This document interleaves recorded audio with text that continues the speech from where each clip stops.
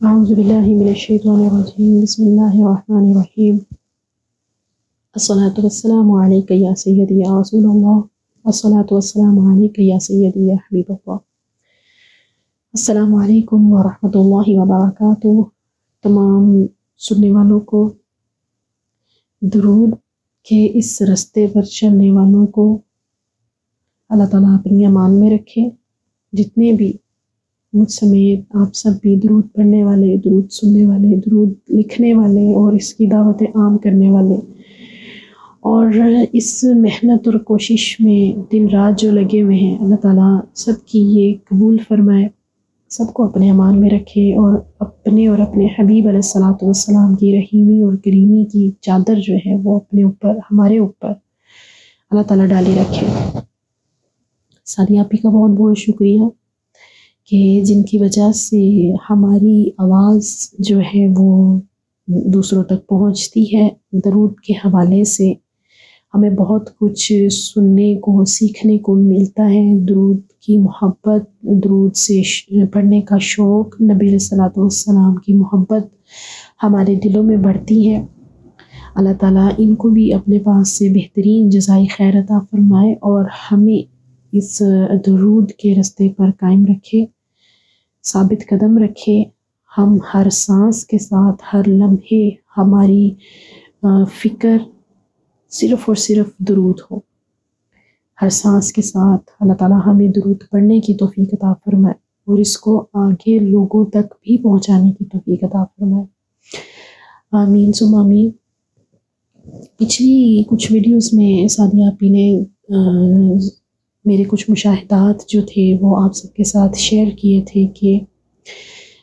خاص طور پر درود پاک لکھنے کے حوالے سے کہ کیسے اللہ تعالیٰ نے اپنا کرم کیا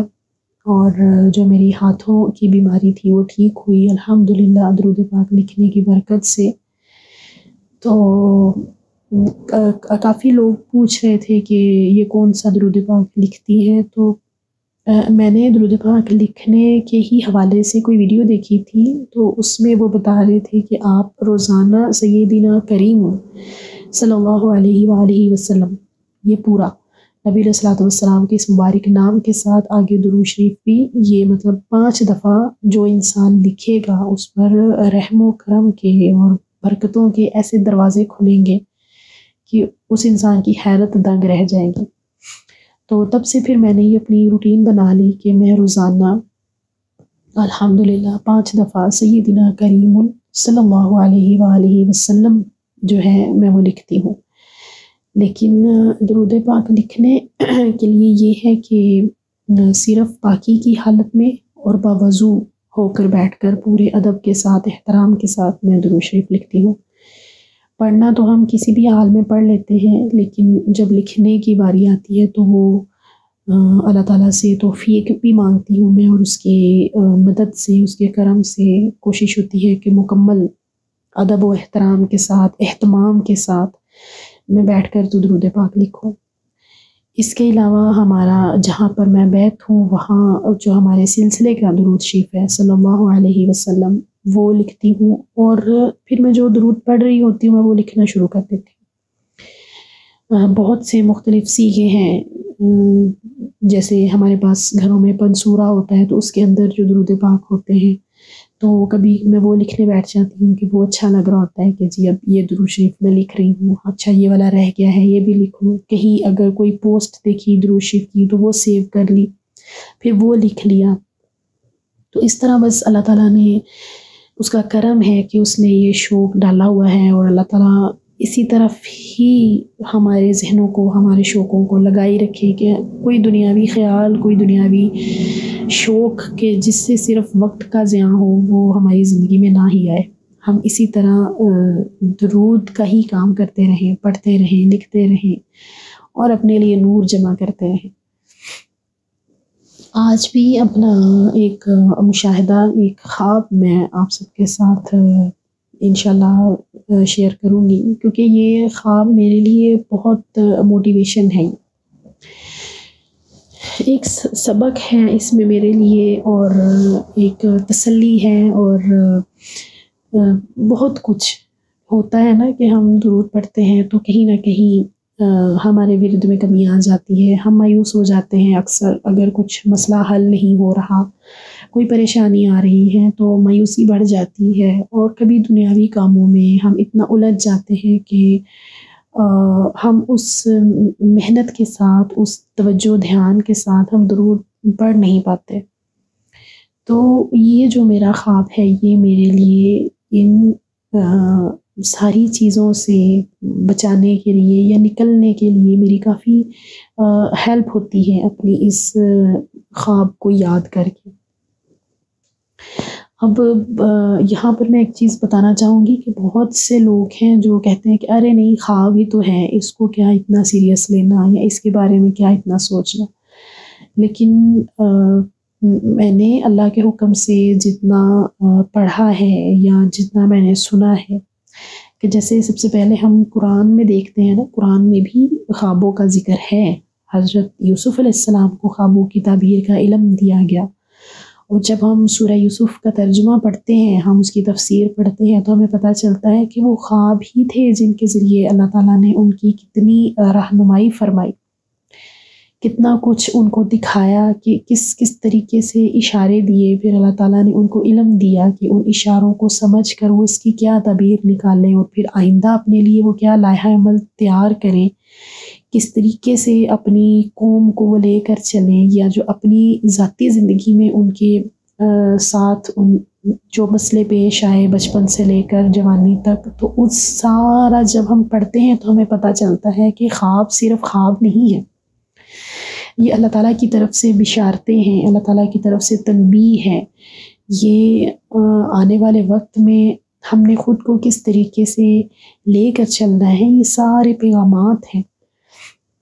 پھر اگر ہم حدیث کی طرف آئیں تو رسول اللہ صلی اللہ علیہ وآلہ وسلم اپنی حیات مبارکہ میں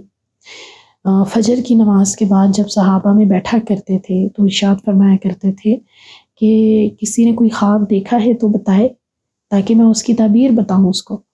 اور پھر خوابوں کے بارے میں ہمیں کیا تعلیم دی گئی کہ اگر اچھا خواب دیکھیں تو اللہ تعالیٰ کا شکر ادا کریں، اگر کچھ برا دیکھا ہے تو اس کو بیان نہ کریں، اور 3 دفعہ اعوذ باللہ پڑھ کر اپنی بائیں جانب تھونک دیں، اور بس اس کو جو ہے وہ پریشانی نہ لیں اس کی۔ اب یہاں پر آتا ہے کہ ہم اپنے اچھے خواب کیوں بیان کرتے ہیں۔ جیسے میں نے پہلے کہا نا کہ کچھ چیزیں ہیں زندگی میں کہ جب ہم ڈی موٹیویٹ ہونا شروع ہوتے ہیں، ہمارے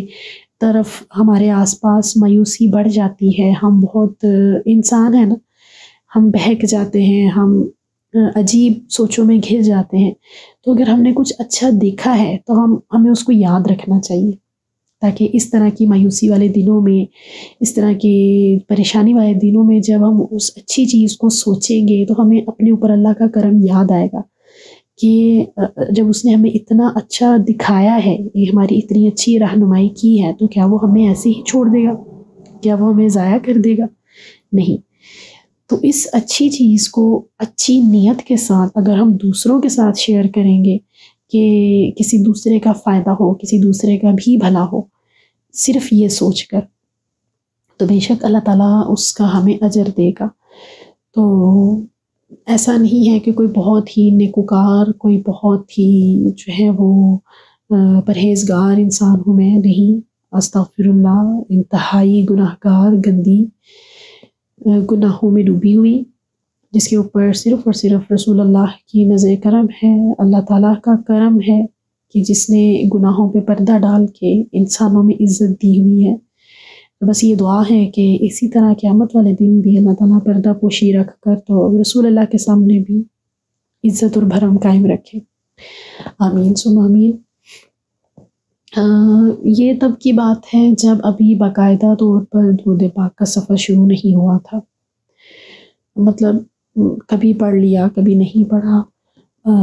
کبھی ایسا نہیں تھا کہ بہت اہتمام کے ساتھ بیٹھ کر پڑھ رہے ہیں کہ بھئی جیسے انسان اپنا ٹارگٹ سیٹ کرتا ہے، میں نے 1.25 لاکھ دفعہ درود شریف پڑھنا ہے، یا میں نے اتنے ہزار دفعہ پڑھنا ہے، اور میں بڑے ہی اہتمام کے ساتھ میں بیٹھ کے پڑھوں درود پاک۔ ایسا نہیں تھا، کبھی پڑھ لیا، کبھی نہیں پڑھا، جیسے گھروں میں ہوتا ہے کہ ہم لوگ اکثر اپنے کسی مسائل کے حل کے لیے کسی درود پاک کا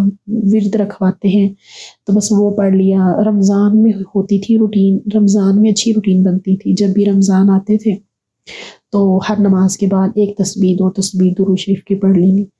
تو یہ تھا۔ لیکن اس کے باوجود اللہ تعالیٰ کا اتنا کرم رہا ہے کہ اللہ تعالیٰ نے ہمیشہ کچھ اچھا ہی دکھایا ہے،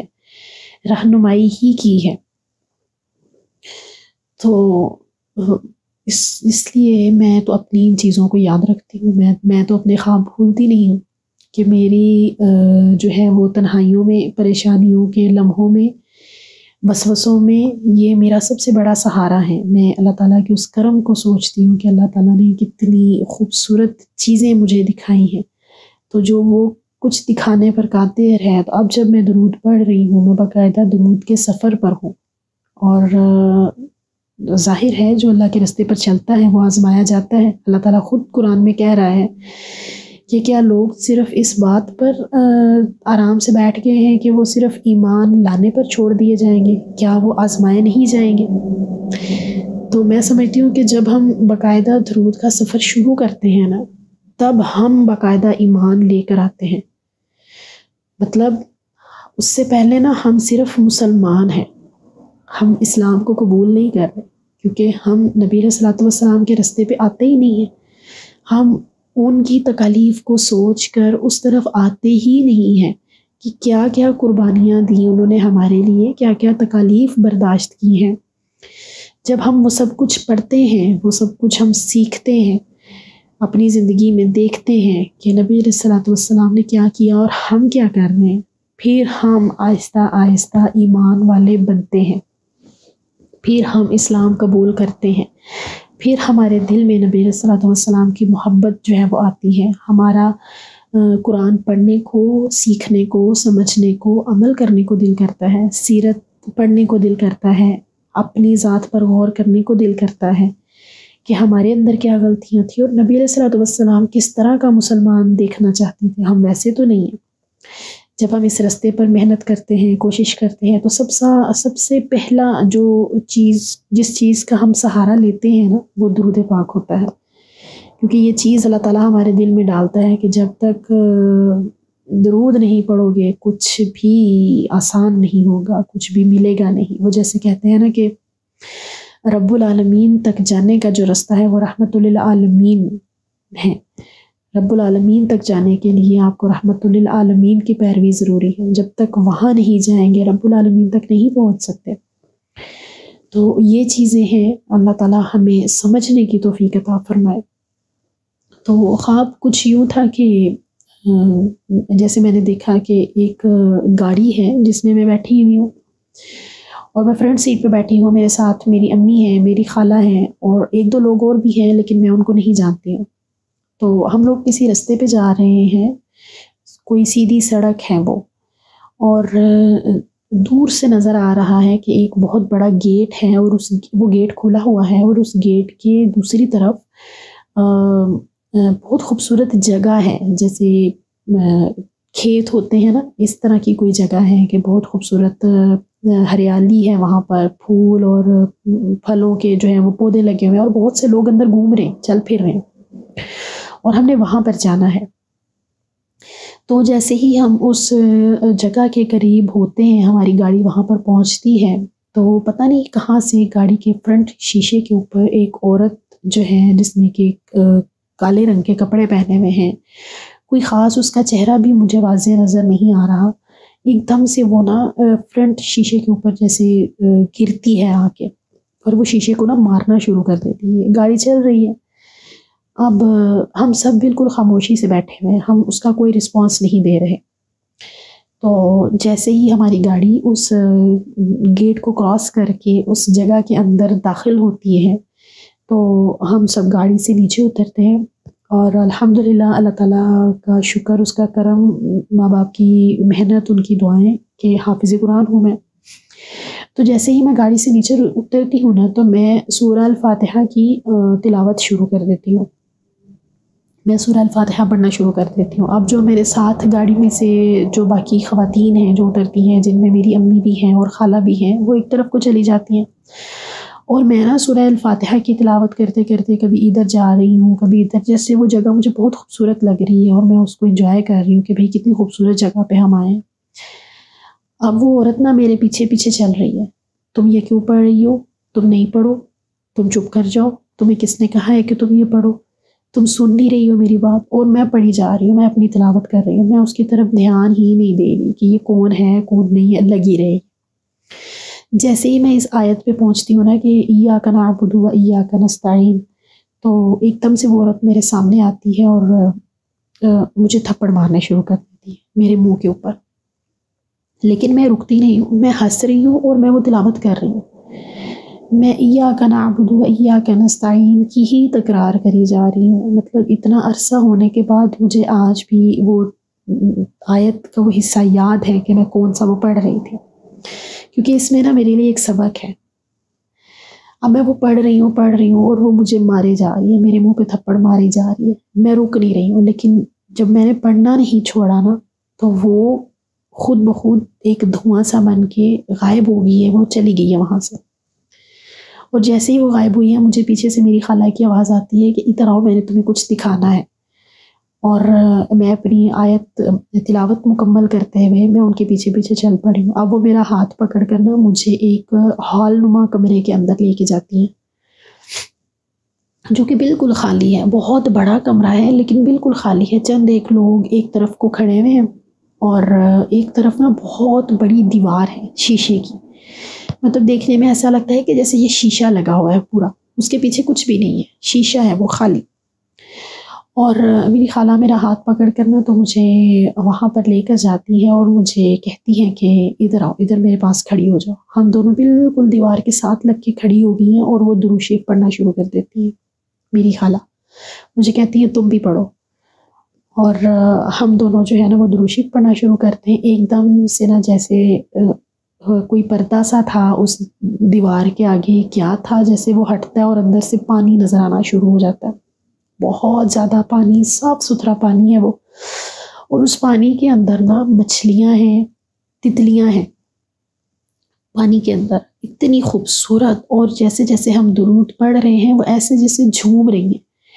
پورا اندر پانی کے اندر، جیسے ایک الگ ہی دنیا ہے. وہ جو تتلیاں ہیں پانی کے اندر، جو مچھلیاں ہیں وہ گھوم رہی ہیں اندر پوری. اور میں اتنی حیرت زدہ ہو کر دیکھ رہی ہوں ان چیزوں کو کہ یہ کتنا خوبصورت یہ منظر میں دیکھ رہی ہوں آج. تو میری خالہ درود پڑھتے پڑھتے نا بالکل نیچے لگ کے بیٹھ گئی ہیں دیوار کے ساتھ، اور وہ درود شریف پڑھ رہی ہیں. تھوڑی دیر کے بعد نا اسی پانی کے اندر جیسے گلاب کے پھول نظر آتے ہیں مجھے، سفید اور سرخ رنگ کے گلاب کے پھول، اور وہ بھی ایسے جیسے جھوم رہے ہیں. بہت لمبی لمبی ٹہنیاں ہیں بنی ہوئی جن کے اوپر وہ گلاب کے پھول لگے ہوئے ہیں اور وہ باقاعدہ جھوم رہے ہیں پانی کے اندر. اور میں اتنا حیرت سے ان کو دیکھ رہی ہوں، اور میں ایک دم سے اپنی خالہ کی طرف دیکھ کر کہتی ہوں کہ ایسا کیسے پاسبل ہے؟ چلے مچھلیاں تو پانی میں ہی رہتی ہیں، لیکن تتلیاں اور پھول کیسے پانی میں سلامت ہیں؟ اتنی دیر پانی میں رہیں گے تو یہ تو مر نہیں جائیں گے. تو میری خالہ مجھے کہتی ہیں کہ دیکھا تم نے یہ نظارہ، یہ درود پڑھنے والوں کے لیے ہوتے ہیں، یہ ہر کسی کے لیے نہیں ہوتے. اور جو درود پڑھنے والے ہوتے ہیں نا ان کو ایسے ہی سلامت رکھا جاتا ہے جیسے پانی میں یہ پھول اور تتلیاں سلامت ہے. اور میں حیرت سے دیکھ رہی ہوتی ہوں ان کو. اور تھوڑی دیر بعد پھر میری آنکھ کھل گئی. بہت عرصے تک یہ خواب یاد رہا، لیکن ہوتا ہے نا کہ ہم صرف ایسی چیزوں کو دیکھ رہے ہوتے ہیں، ان میں چھپے پیغامات جو ہوتے ہیں نا وہ اللہ تعالیٰ ہمیں وقت کے ساتھ ساتھ سمجھاتا ہے. جب ہم ان چیزوں سے گزرتے ہیں تو پھر ہمیں وہ پیغامات یاد آتے ہیں کہ جو ہمیں دیے گئے تھے، وہ مشاہدات تھا جو ہمیں دکھائے گئے تھے، ان میں جو ہمارے لیے سبق تھا وہ کیا تھا. سب سے پہلا تو جو اس خواب میں مجھے سبق اپنے لیے سمجھ آیا کہ ایاک نعبد و ایاک نستعین، کہ اللہ ہم تیری ہی عبادت کرتے ہیں اور تجھ سے ہی مدد مانگتے ہیں. مطلب وہ عورت جس طریقے سے میرے ساتھ پیش آ رہی تھی اور میں ہنس کے یہی آیت پڑھی جا رہی ہوں، تو اس میں اللہ تعالیٰ مجھے بتا رہا ہے کہ کچھ بھی ہو جائے، کتنی بھی بڑی بات ہو جائے، کتنی بھی بڑی مشکل آ جائے، مدد صرف اللہ سے ہی مانگنی ہے، عبادت صرف اور صرف اسی کی ہی کرنی ہے۔ یہ شیطانی چکر، یہ وسوسے، یہ سب کچھ آئے گا زندگی میں، یہ سب کچھ